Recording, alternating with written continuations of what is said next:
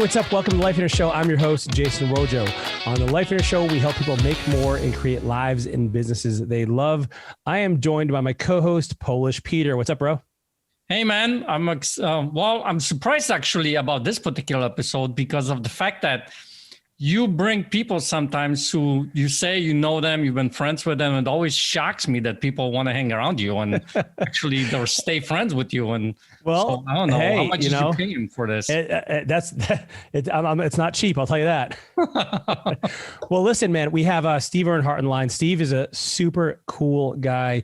I play in the worship band with him at our church, but he has an incredible story. The guy's he's a bass player. And he basically made a career out of music. And now if you're not a musician, I want you to hold on before you consider whether you're gonna listen to this episode, because if you have a passion, if you feel like there's something you want to do that is off the beaten path, and that's something you actually, you feel like you want to pursue, I want you to listen to this episode because there's some incredible lessons here as to how you can make this a reality. And he shares a lot. And I just think it's really relevant for anybody who, in life here, we talk about, we kind of do things different, right? And so what are some of the things you can do, and the things you can kind of like look at to maximize your chances of being successful? Yeah. And when you're listening to this episode, ask a question in the background, like, why was he able to do this? Yeah. Wojo, I think at one point mentions because he says, well, I was pretty lucky, but there's a lot of prep and work that comes into it to be able to align yourself with those kinds of people. So listen from that perspective to see how can I use that to my advantage in my own life, whatever it is that I want to do and I'm passionate about or that I'm doing in my life. You know what I mean? Because those lessons can be applied to any area of your life. Yeah. So let's go right now to a great episode with Steve Earnhart. Steve Earnhart, what's up, buddy? Welcome to the Life Inner Show.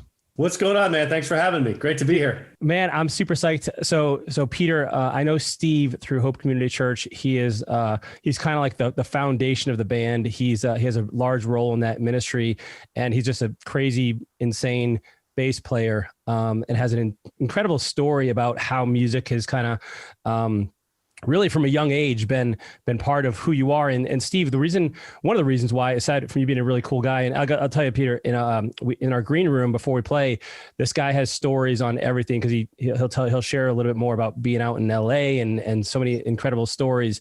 But the thread I want to discuss here, Steve, is music for you. And the way I think about this for a lot of people is like life in airs, like they want to pursue something they're passionate about and they enjoy. And yet a lot of times they don't feel it's possible and they should just get a 9-to-5 and they should kind of just take the safe, easy, secure, stable route. And you have chosen to make, and you successfully have made a career out of music. And so I want our listeners to kind of think of your story a little bit in regards to whatever their thing is, like whatever they're passionate about, whatever they are wondering, like, can I really make this a living? Now you shared earlier, so tell us where this whole started for you. Your parents were violinists, you said. And so tell us like where your whole music theme started. Well, music was a part of my household. It was like basically air flowing through the house. From the earliest age I can remember, it was just around. I think that my parents would tell me these stories where even when I was an infant, and they would play in Indianapolis Symphony Orchestra, and then they had summers off at the time. So they would go to Chautauqua.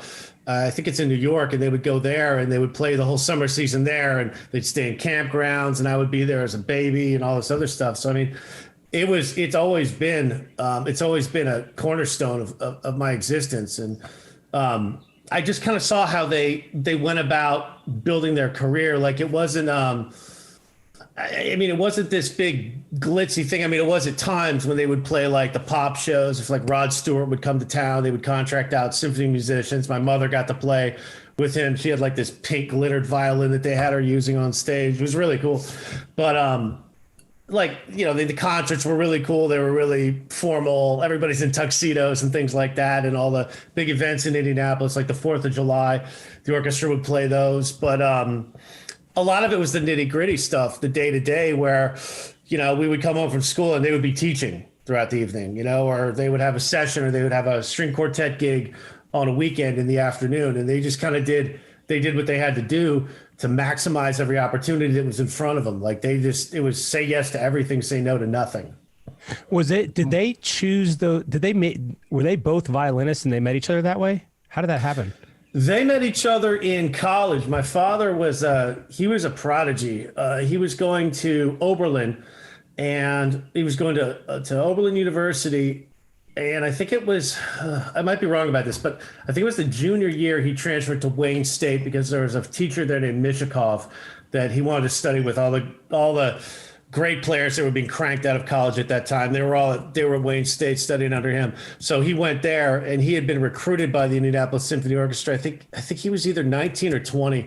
At the time, he was one of the youngest people ever hired to an orchestra. It was crazy. My mom followed shortly after. They met, but they had met there, and when my father was investigating the school, and he went, if you could believe this, he was from Steubenville, Ohio. Their only claim to fame basically is that Dean Martin was from there. And my mother was from Livonia, Livonia, Michigan, right outside of Detroit. And he would actually, after he visited the school and he met her and everything, to go visit her, he would actually hitchhike from Ohio, this old steel town, all the way there, when you could do stuff like that. So Dude. It was wild. It was wild. Sounds like they played the same tune. Yeah. They sorry, everyone, please excuse the bad jokes. Hey, bring the puns, man. I'm a fan of those. I love them. He strung her along. I like that one. Right? Now, I don't know how your mom feels about that one. Right. Maybe edit that out. So, because what I'm wondering is, like, was this a conscious decision on their behalf? Like, they knew that this was a path for them. Like, did they ever consider anything else, or was this like this is what they love and this is what we're going to do? And also, I'm not familiar like what is the lifestyle of a musician, like, or at least a symphony musician. Is it meager? Is it comfortable? Is it extravagant? What does that look like? And like, what was their thought process in going through this? Well, it's like that's what I mean. Like it's like any other job. Like you start kind of at the bottom, and then you work your way up through the section. You know, I think that by the time that my father retired, he was sitting third chair. So that was great. It was comfortable towards the end. But I mean, they hustled. They worked their butts off. I mean, they were constantly at it. I mean, and I think that,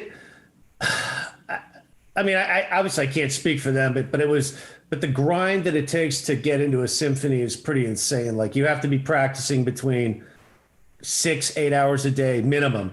So the point where it's like basically a book for you or I, where somebody can stick a piece of sheet music out in front of them, and it'll look like you held it up in a fly store with all the notes everywhere. And my father could just sight read it with no mistakes, flawlessly. So my mother could do that too. It's mind boggling. So you saw them, that they could make a living off of this. Did you know early that this was something you wanted to do as well? No, not at all. I had grown up doing acting, and I loved doing that. I was doing stage plays, and I was doing, I'd landed a couple of commercials and everything like that, where I got to be like an extra, and I thought that was really cool. But I think it was about, I started playing music by accident, really. There were two guys I knew who were like trying to get a band off the ground, and there was a guitar player and a drummer, and they needed a bass player. So I was like, sure, I'll play bass. Sounds like fun. So I didn't think it would really amount to anything. And, my dad, of course, my parents being professional musicians, it was like, they were like that. Like, if you're interested in something, you go all in on it. So I would, so we went out, I got a Gibson EBO bass, one of those ones that looks like Angus Young's guitar. I got one of those, and they went out and they got me the teacher. They got me this amazing bass teacher named Paul M, who who the symphony would contract whenever they needed electric bassists. So this guy was a monster. But it was really that was very eye-opening for me, because I would go and take lessons with him, and he lived in like a basement apartment. He had like a futon on the floor, and he worked in a bookstore during the day. And like he always like reeked. He always smelled like he hadn't showered in like 3 days. I was like, sure about this? Life of a bass player. Yeah, exactly. Like, this is. I think that was a part of the motivation for you to learn as quickly as possible as you can get out of there. Yes, yeah, exactly. I mean, granted, there weren't a lot of opportunities. I think that there was some stuff that had gone on personally where he'd burned a lot of bridges. I kind of heard about that stuff later. But his story was interesting because he had gone to, he was a great teacher. I mean, he had gone to Paris on vacation. And when he came back, he just handed me a phone number. He's like, hey, this guy's name's John Davidson. He's going to teach you how to play funk. I'm out of here. And he moved to Paris. Apparently what had happened was he went and he played upright bass mostly. And he sat in on a gig. And in Europe, is very different. The level of music appreciation there is, it's a completely different. It's Shangri-La if you're a jazz musician or a classical musician, because jazz players, you can make an amazing living over there. You can crush it. Whereas here, like a jazz gig doesn't pay that well, but like overseas in Japan and in Europe, you can do really well as a jazz player. And then there's another. Chase, have you ever heard of a band called Tribal Tech? You know the guitarist Scott Henderson? I've heard of them. Yep.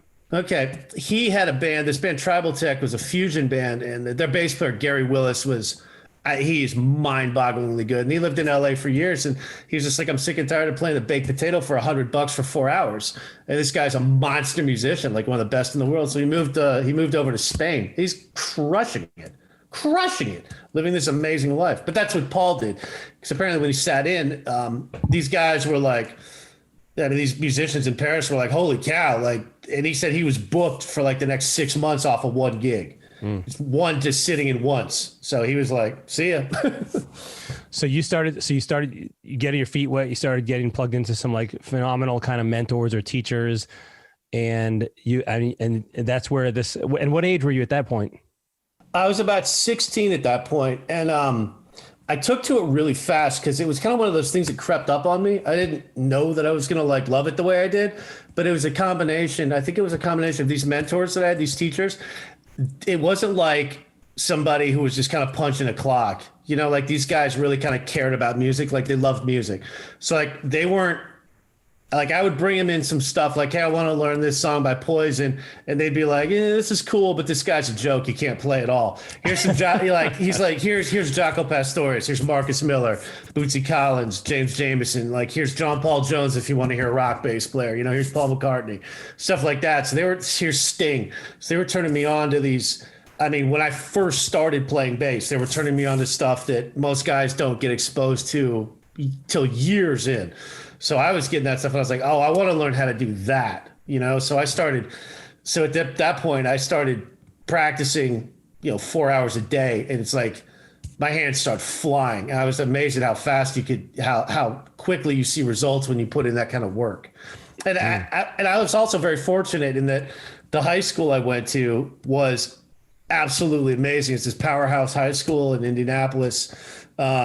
It's one of those classic Midwestern high schools, big, football stadium, the whole thing, bunch of tennis courts, all of it. But the music program, big marching band. But they had a class there called Music Careers, and it had like an 8-track recording studio in there. And it had like computers, like this is at the infancy of this stuff that would teach you music theory, intervals, scales, modes, all that stuff. And so when they knew that I was serious about it, this teacher, Sandra Butz, her and the choir teacher, Cheryl Patton, they really kind of zeroed in on me. Cheryl Patton had perfect pitch, so she had me playing in like the jazz choir with her. They stuck me in the jazz band, and I was doing music theory. Like they set me up for Berklee when I went to college. Like, I mean, they set me up because they were like, you're gonna have to know all your chords, all your inversions, all your modes, all your scales. So it was like, I really had a leg up when I got there. Like I placed out of a bunch of classes when I first got there because of these mentors that I had. I mean, they were huge. So man, I'm hearing a couple of things. Like as you're talking, number one, it's a combination of what you really found, kind of the bug bit you. Like you found kind of this thing that you were passionate about that you really enjoyed. The practice may or may not have felt like practice. I don't know, man. Like for me, I'll start playing guitar. And it's 2 hours later, and I'm like, what just happened? Like, I just love playing it. And then, but also there's a substantial part of this that was environment. So your parents, these teachers that are pouring into you, like all these mentors, like, so it's a combination. What I'm seeing is like a combination of your personal commitment and enjoyment and what you felt for music as well as being in the right place, the right time, kind of where like these people are pouring into you and kind of helping you along this path. Is that accurate? 100% accurate. It's what you just said was that's exactly what it was. Like I had a practice schedule and I would start playing and the next thing I know, like the West Coast basketball playoff games would be on TNT. And I'm like, holy cow. You know what I mean? Like the games. Yeah. I mean, time would fly. It would obliterate. So it's like, I would get home and I would do my homework as fast as I could so I could get that bass in my hands and start working. So I guess, and the lesson I'm drawing out of this is like for anybody who maybe it's not music is your thing, but what's the parallel for you, the listener, that, what can you do to get yourself in that situation, in that environment and be around those people who are, light years ahead of you at that point in time. And then also making sure you're doing something along the lines you're passionate about. So then you went to Berkeley. Right. And was the whole move to LA, was that purely music motivated? Yes. What happened there, I was in Boston for a total of 10 years. Like I'd gone to Berkeley from 91 to 95 and I had been recruited by a local band at the beginning of my junior year. One of the seniors had known a guy who was out touring and he recommended me for this gig and it was a great opportunity. And I took it and I started playing all over the Northeast while I was in college. At a certain point I had hooked up with this band. This is years later called Love Me Less. And it had some, it was like this dream team of players in Boston. It was this monster drummer, this guitar player who was, to this day, probably one of the sickest musicians I've ever worked with. I mean, this guy in the studio was just, the rhythm guitar player would be having trouble with something, and they'd just hand a guitar to this dude, and he'd be like, done, one take. And I never saw him make a mistake. It was wild. But I digress. But I had taken that, we had done a demo tape, at the time of tape, if you remember what those are. We had done a demo and I mailed it out to a friend of mine who was in the accounting department at Sony Music. When I graduated college at Berkeley, that was my class was the first one to have a music business degree, and this guy got one. So their placement program at least at that point in time, I don't know what it is now, but was ridiculous. I mean, they were placing people at like huge contracting companies, huge promoters, record labels, just getting their foot in the way. It was crazy. And this dude took it to his A&R department, was like, hey, check this band out, blah, blah, blah. And they were like, listen, you guys need to get out to LA and start showcasing for us. This sounds great. We love it. So the whole band was like, awesome, let's do it. So we all broke our leases and we were ready to head out. We were ready to head out to LA. I think this was like the first week in September of 2001. This is wild. And the day before we were all pulling out, maybe 2 days before, something like that, the guy I told you about, the guitarist, he was like the songwriter and the singer too. He was like, I can't do this. If God would never allow me to be successful. So I'm going to move back to Connecticut and live with my parents in their basement. And we were like, what? So him and the drummer was like, yeah, all right, well, I'm not going to go either. There's no point. Cause he wasn't like a school player. So like, he was an amazing drummer, but like if you put sheet music in front of him, he wouldn't know what to do, So like his skill set, I don't know. I mean, he would have been a little more limited, but he stayed as well. And me and the rhythm guitarist moved out there, and it took us about a week to drive out, get out to LA, and then I think 2 days after we finally made the road trips, September 11th happened. It was crazy. It was absolutely crazy. Like every opportunity that I had lined up was gone. Like everything was just like reset on everything. It's just pressing pause on the entire thing. But I was really lucky in that one of the guys I was staying with when I was trying to get my feet on the ground there, actually two of them, these guys were Pro Tools producers. They were using Pro Tools in its infancy. So like almost nobody had adopted digital recording technology at this point. They were still the big studio. And if you want to do a record, you have to like spend $250,000, and book out the Village for a week or wherever, get the Capitol B room and whatever it was going to be like, that's what it was.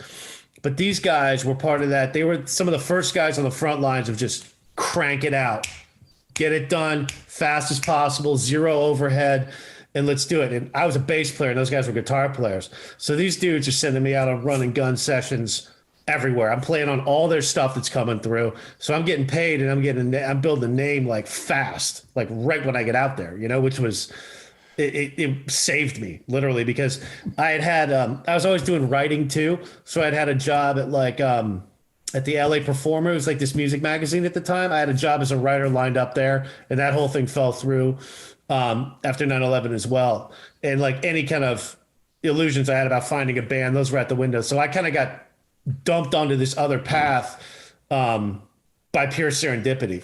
And like when these guys were going to other studios and working with major label artists, people you probably haven't heard of, but people who had deals, you know what I mean? And they would get, several, $10, $20, $50,000 to do a record, and they get a lockout in the studio, and I get to go play on that. I drive out there and go play. It was great. So dude, hold on. So I want to rewind that because you moved from New England to LA. Yes. Which in and of itself is terrifying for a lot of people. Some people go out there. I mean, look at the proportion of people that go out there to be actors, to be musicians, and they end up like moving back. What do you think made you successful in that move? Now, first of all, what was the fear around that decision? Or were you like, hey, forget it. We'll see what happens. I'll move back. Worst case scenario. Like, how did you, because that would seem like a scary step to me. I just kind of had faith that it was going to work out. I mean, I owe 100% of it to my connections. It was blind luck the guy that I stayed with, he was in that first touring band I told you about in Boston. He was the second guitarist in that band. So he and I kind of became like really, really, really good friends. And he'll pop up in this story later, which is fascinating. But like, I ended up like, that's who I stayed with when I got out there. I mean, he's just an amazing guy, super talented, but real hustler, like a real old school hustler. But I credit all of it to those contacts. Because, I mean, those guys put me to work right away. And it wasn't on a path that I had that wasn't even a seed in my mind. Right. I was planning on being at that point, I was planning on being a full-time performer, which I also did. But the session stuff and like composing cues for TV, like that sort of stuff that was nothing I would have ever considered if I hadn't known these guys. And so for those of you who aren't aware of like what a session musician is, just explain that real quick and like so our audience has context for that. Sure. Well, it can mean a lot of different things. Like typically what I would do is these guys would have a glyph drive, a hard drive delivered to their door in the morning, and it would have music that was like kind of demoed out from some artist, right? And then they'd plug that into their Pro Tools rig, and then they'd put it on, and then I'd plug a bass in and play a bass line to it. Sometimes there was sheet music, sometimes there wasn't. It all kind of depended on who the producer was, what they had envisioned for it, how hands-on they were, hands-off they were. But it's just basically you show up at a studio or you do it virtually, which I kind of did more of towards the end, was just virtual sessions. People would put something up on like an FTP site. I would download it, pull it down into Logic or Pro Tools or something, track a bass line, do like 2 or 3 different options for them, and then send it back. And then they'll be like, okay, well, I liked option B. Could you give it a little more, a little more X? Could you make it busier or less busy? Try it with a pick or something like that. And then I would send it back, and then usually that's that. And then you invoice them, and you're done. So you are likely on a lot of music that people maybe even heard that they don't even realize you played on, and I guess session musicians do a lot of this stuff, like where they think it's the artist doing it. When I've heard like it's actually a hired band that does the recordings for them. Yeah, that's a lot more prevalent in like the 70s and this like with the Wrecking Crew in LA, like those people. They played on everything, or the Funk Brothers out of during the Motown era. Like those guys played on everything. You see, at this point in time, it became a little bit different in that it was all about like, oh, wait a minute, we can do a record for 20 grand instead of 200,000. Okay, call that producer. So like the the drums would be programmed. We used a program called Addictive Drums, and that was the first drum software where everything that I produce at home or I do for other artists, like I use Addictive Drums for everything because it sounds like a real drummer. It feels like it's crazy how good it sounds. And I play every instrument, so I'll play like guitar, bass, keys, program it, and then I'll send that back and I'll have vocals tracked, and then I'll clean those up and cut them around and move them around where they should be, and then bounce, mix and master, and it's done. Dude, so that's nuts. But that's what it became. It became kind of these one-stop shops. I mean, granted, that's the world. That's a friend of mine puts it in a really interesting way. Like, that's the pocket of LA that I was in, right? Like, that's where I was in, because let's be honest here, man, I was not, and I never was going to be getting the calls at the A level. I never worked at that level. I was not Nathan East. I mean, my competition for those A level gigs, those big, huge pop sessions, my competition is like Pino Palladino, Nathan East, Freddie Washington, like Will Lee. I'm not going to get those calls. You know what I mean? So like, I worked within the pocket that I did. I got to do some major label stuff, but as far as stuff that I played on, I mean, I played on a couple of pretty big artists stuff, but like, it wasn't like that's what I was doing all the time. Right. The stuff I was doing, a lot of it was demos. A lot of it was just kind of like these mid to lower level artists, that, like I said, had these kind of like, they were kind of at the end of the development deal era, so I would be able to go play on an entire record for an afternoon for somebody who was doing I did this great record for an actor, and it was like this Hawaiian folk album. It was really cool. But like, I mean, nobody heard it. Nobody heard this stuff at all, but guy's a pretty well-known actor. I think he was on Lost for a little while, but like, the guys wanted to do music. I'm like, yeah, sure. I'll play on your record. So one thing I want to, that I kind of glossed over before that I want to draw back the listener's attention to is, like you said, man, it was blind luck. This stuff fell in my lap as connections. I would say, yeah, maybe some of that is true, but none of that would have been happening for you had you not had the level of prep that you had developed through the mentorship, through the schooling, through the, you did the work. And so these opportunities really would have gone unrealized if you weren't the right person for it, if you hadn't been ready for that opportunity when it came, right? Like, so if someone lesser skilled wouldn't have had those same opportunities. So I wouldn't discount that.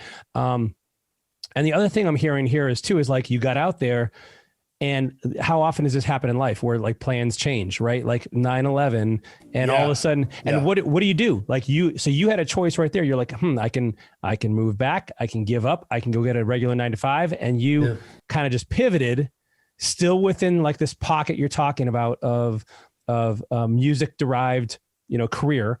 And it just looked a little bit different than you originally had planned.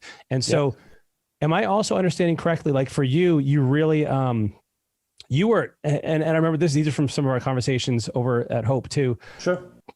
So you're doing demo stuff, you're doing session stuff, you're playing out at night. Were you also giving lessons like at this point too?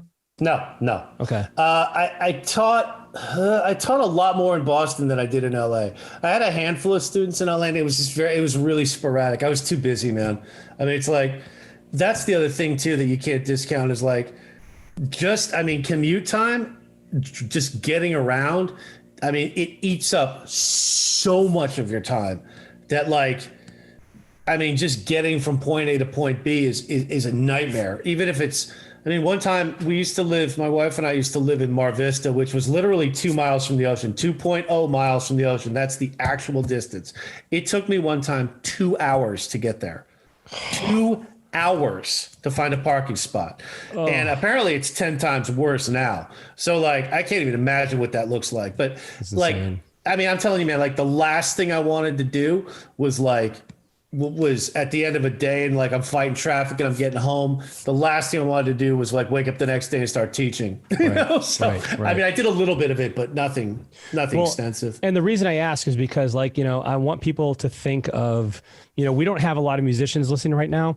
Yeah. But what we do have is people that have something that they want to pursue. And you remind me of someone who's like, hey, what are some of the different avenues that I can use this central talent for, the central skill, and what are the kind of offshoots of this that I can do? Mm-hmm. And so you looked at, you did several things. It wasn't just one, right? And so you've been able to, so you were in LA and some of this story, so Peter, Steve tells a story. He was at a party and Matthew McConaughey shows up.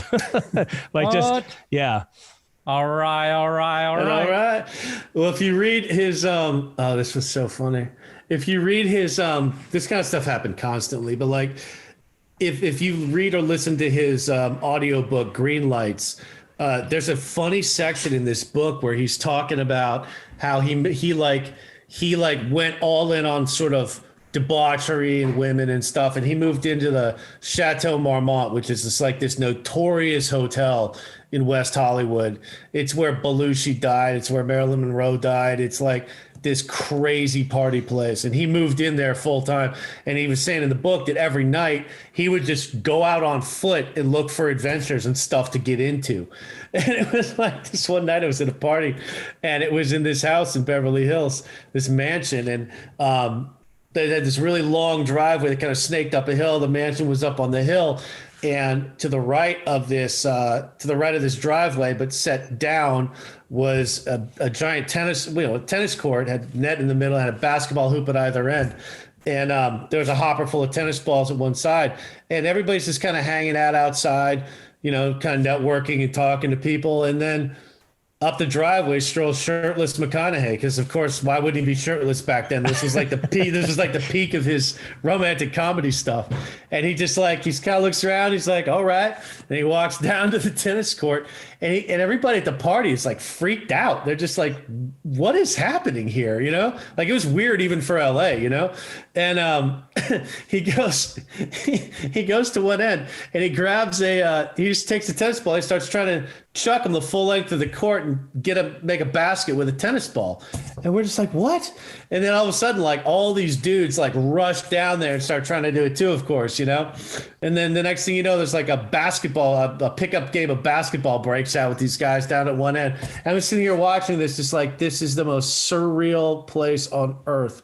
And then after about, 20, 30 minutes or so, he's like, "All right, good game, guys." And just like took off and walked down the driveway and gone, dude, never to be seen again. So Peter actually shows up at parties shirtless a lot of times too, and we have to kind of, it doesn't have the same effect as Matthew McConaughey. You should see what breaks out of those parties now. Yeah.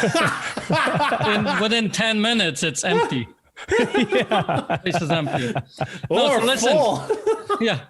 So, you got some really interesting stories, man. I love listening to it. But my question to you is, because sure, a lot of my students or listeners that I talk to, sometimes they talk about passion and all that kind of stuff. Would you say music is your passion?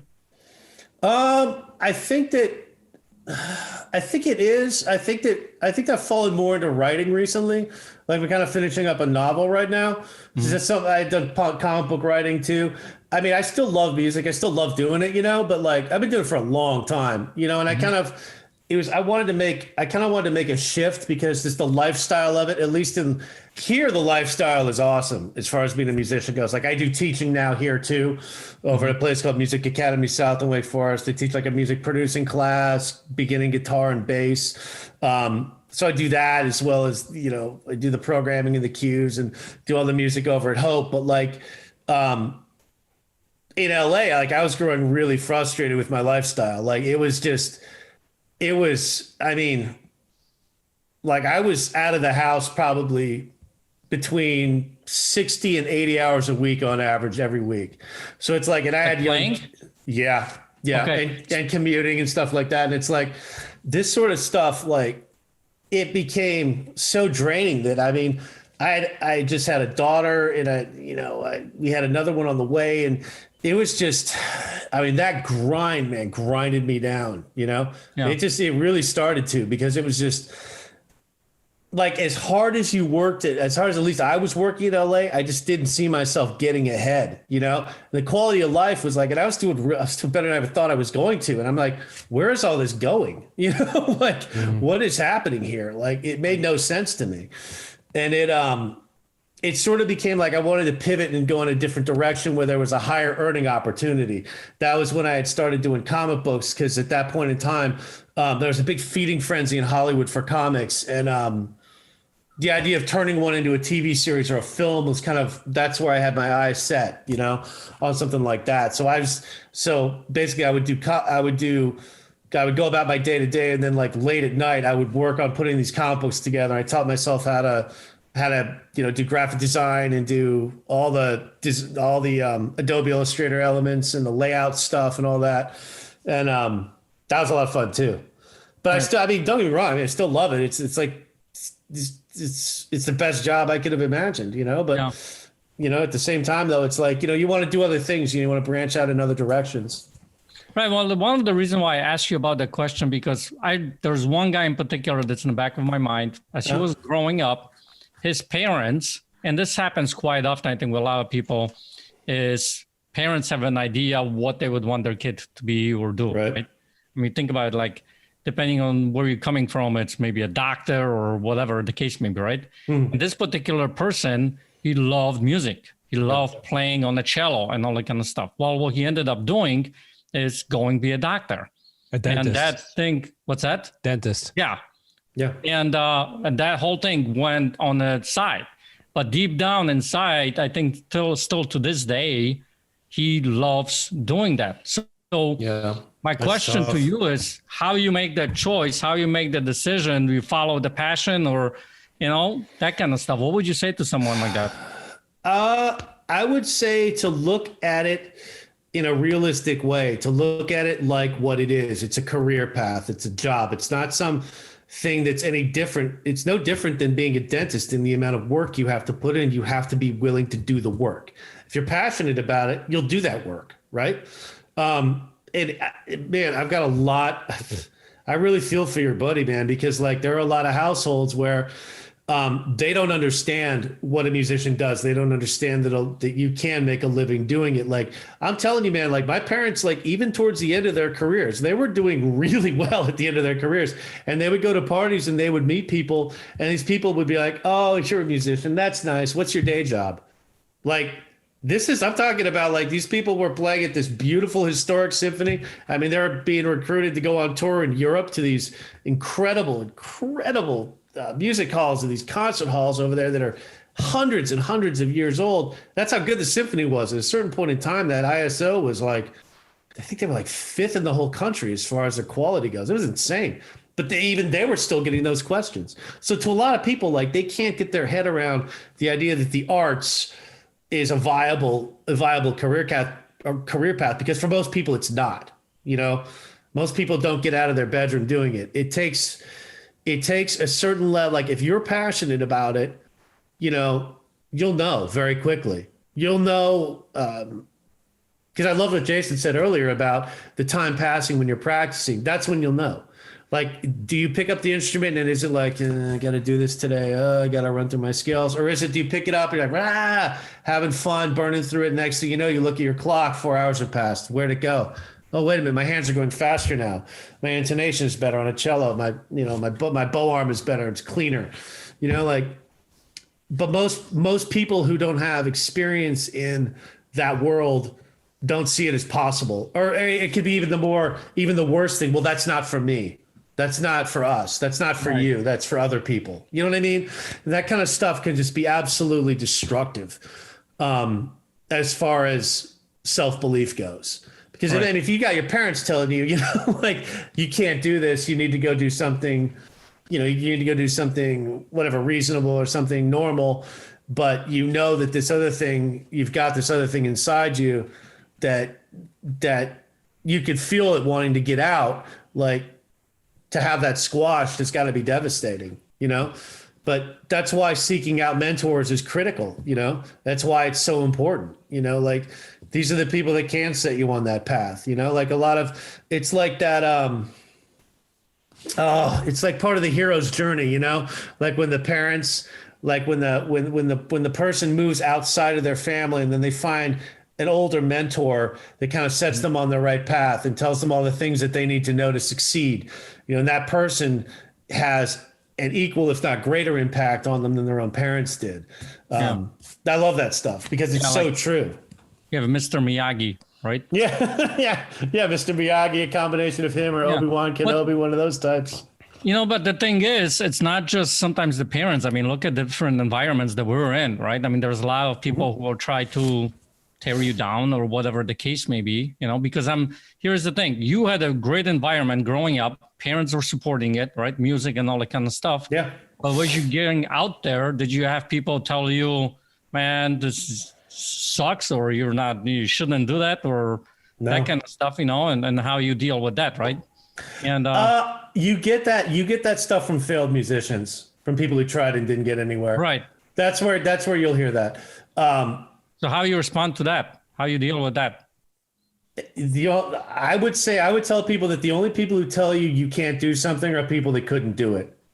Because the fact is there are plenty of people who did it. There's a Jason, have you seen The Decline of Western Civilization Part 2, The Metal Years? No. The documentary? Put that on your list. Watch it. Because there's this amazing scene in there with Paul Stanley where he's just like being interviewed. And he's like, yeah, people will tell you can't do it because they couldn't.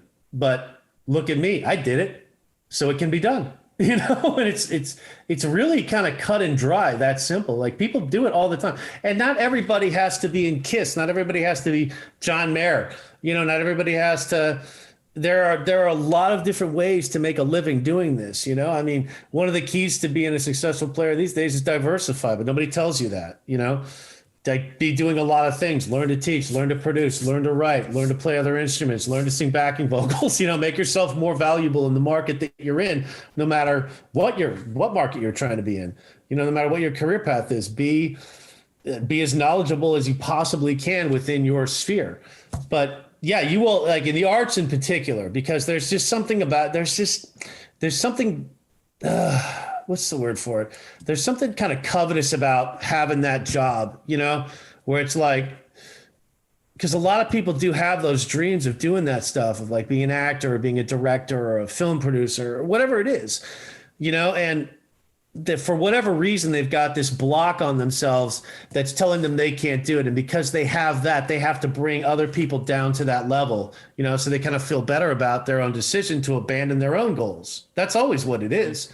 It's usually what it is. It's like if there's somebody who's, if you have like a friend who's telling you like, oh, put the drumsticks down, you're not going to get anywhere with that. You can bet your bottom dollar that somewhere in that person's past, there was a musical aspiration that they didn't follow, or some kind of creative aspiration, And it's that kind of stuff is poison if you let it in. I mean, it really is. Yeah. Like I said, I was really lucky that I didn't really have that. Like by my senior year in high school, I was getting passes for the day to go out and play jazz gigs at like conventions with other students in the jazz band in this little combo. And like when I graduated, I got voted most musical in my school. So people at this giant school, like everybody kind of knew like Steve was a musician. He's going to music school. Yay. I guess that would be rare, right? But I never really encountered any kind of like weird pushback about it. I was kind of, when I was in high school, I was one of those guys. I wasn't like super popular, but I was like cool with everybody, like I didn't really have any static with anybody. So it's like, I kind of did my thing. If you went to the school play or the school musical, you saw me playing bass. I was always there. I was just always, if there was music stuff, I was involved in it, So it was just this thing where when you do that and you kind of put yourself out there and you're really cool and you're friendly to people, I found that kind of stuff worked. Well, man, I think, one thing you said too is like, and Peter, you alluded to this, and Steve, you said this as well. You chose a path that's different. So right there, you're going to get resistance because it's not the 9 to 5. You chose a path that other people, like you mentioned, coveted, but also one that people had probably attempted. And then a lot of them were unsuccessful. And there's probably an array of reasons why those other people were unsuccessful and you succeeded. But I think you really distilled it down to a few of the basic principles that we've kind of mentioned a few times over the episode, right? Like you did the work, you hustled, you diversified, you got around the right people, you got the training, you prepared yourself, you were in the right environment. Like all of these things maximized your chances for success.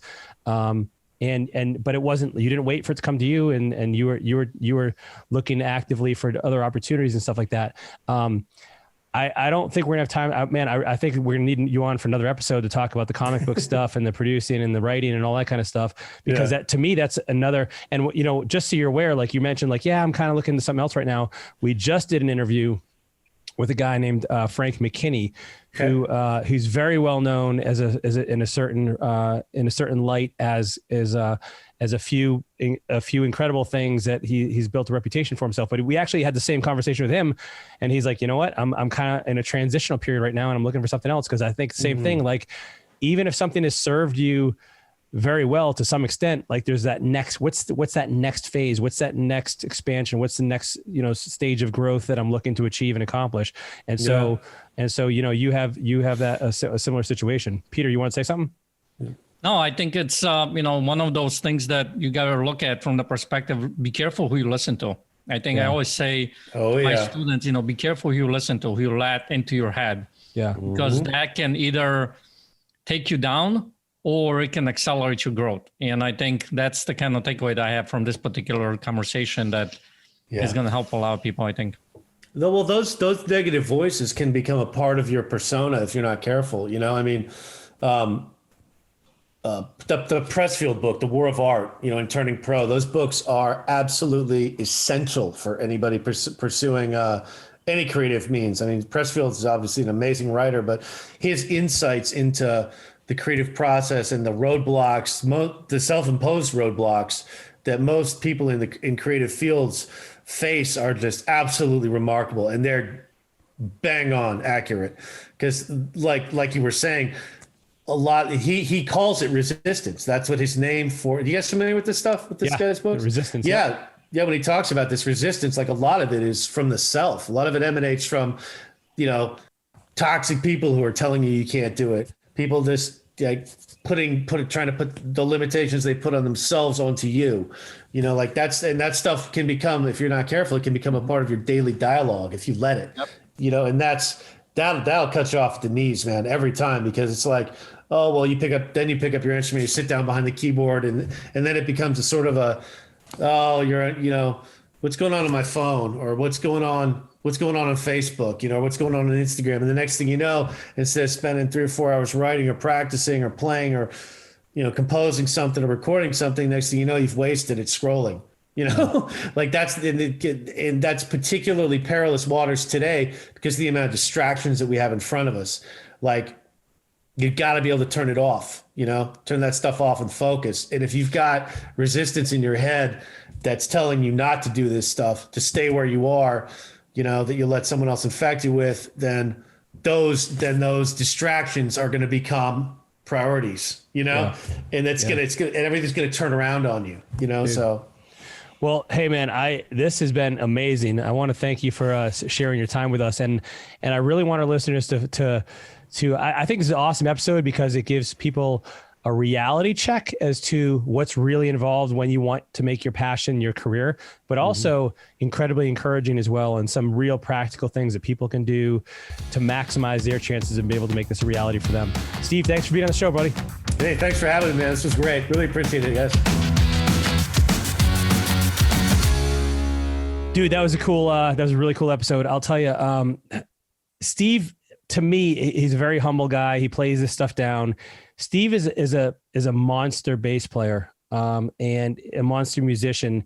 And I feel like he downplayed some of that in regards to how successful he's been just because he's a humble guy. But I really want to just draw attention to the fact that, like, he took something that was, now it was modeled for him, right? We talk about modeling a lot in life, and here he saw his parents as professional musicians. He knew to some extent you could make a career out of this. So he was around the right people. He got the mentors, he got the coaches, he had the people pouring into him. He got the right input, right? You talked about this later in the interview, not, how do you deal with the negative views? And he's like, well, I didn't really have a lot of that. And it sounds like he deliberately made sure he put himself in a situation to be around positive people who were doing it, not the naysayers, right? Like, no. I think, and this is an important lesson, like there's many important lessons from the episode. Number one, he did the work, right? It wasn't a pipe dream for him that he thought would magically fall into his lap. I mean, he was ready when that opportunity came, when he moved to LA. He did the work. He had already gone to Berkeley, like the best music school there is in the country. And, was already doing it. And so he set himself up for that success. Right. And a couple of things that I also heard is, one, I'm amazed at the fact that you're playing with him. I don't know how that's possible. I mean, I'm like the scrub on the team. You know what I mean? Like I'm the water boy. Yeah, that's more like it. Okay, I think so. Yeah. So you basically polish the guitars. Is that what you do? Right. I change the strings. Do they actually polish the guitars? I don't know. Oh, okay. That's lesson number one. Lesson number two, on the more serious side, is when I asked him about the naysayers and everything, and he brought up a very important point. He said this sentence, and it's important for you guys to listen. The people who will tell you that it can't be done, the people who failed. Dude, people who have never actually. Yeah. The people that say you can't do it are the people that couldn't do it. Exactly. And that's what I want you guys to really get, because when you get that, all of a sudden you can see that person is telling me that I can't do it. Well, I don't want to listen to it because they couldn't do it, and you keep going, that drive, keep going and going after whatever it is important for you to do. And go ahead. Well, dude, you just said something right there, the drive, right? So here's a guy, and I love this episode because I know, listen, you may have not understood half of the musical terms Steve mentioned, but it's not important. But what you should be able to actually do is when you hear him speak about that music stuff, that's become part of who he is. And so for you, the passion that you have, the purpose that you want to pursue has to become part of you, just like you can, it's reflected in the way Steve talks.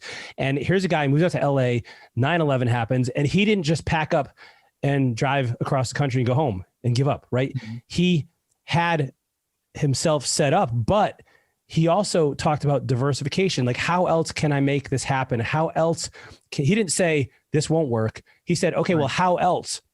What else can I do? So here he's doing session gigs, he's doing demos, he's playing out live. He talked about doing all these different opportunities, all within this niche of music. And so maybe the thing that you want to do isn't going to look exactly like the way you think it's going to do, but maybe you have to be flexible, I'd say, with the means. We talk about this in Life and Air, Peter, like be committed to the end result, but be flexible of how you get there. And he was able to do that. Exactly. Yep. Awesome episode, man. We got to have Steve back on and talk about comic books. He's a very, very talented guy and has so much wisdom, and he's a lot of fun to talk to. I hope you enjoyed the episode. Leave us a review, please. Leave us a rating. Let us know if you liked it and how we can serve you better. If you want to be part of the Life and Air conversation, head on over to the Life and Air app, download it for your iPhone or Android device, or check out the desktop version over at lifeandair.com. Until next time, take the lessons that Steve shared here and that we dug out and apply them to your own life. And we will see you soon. Take care, everyone.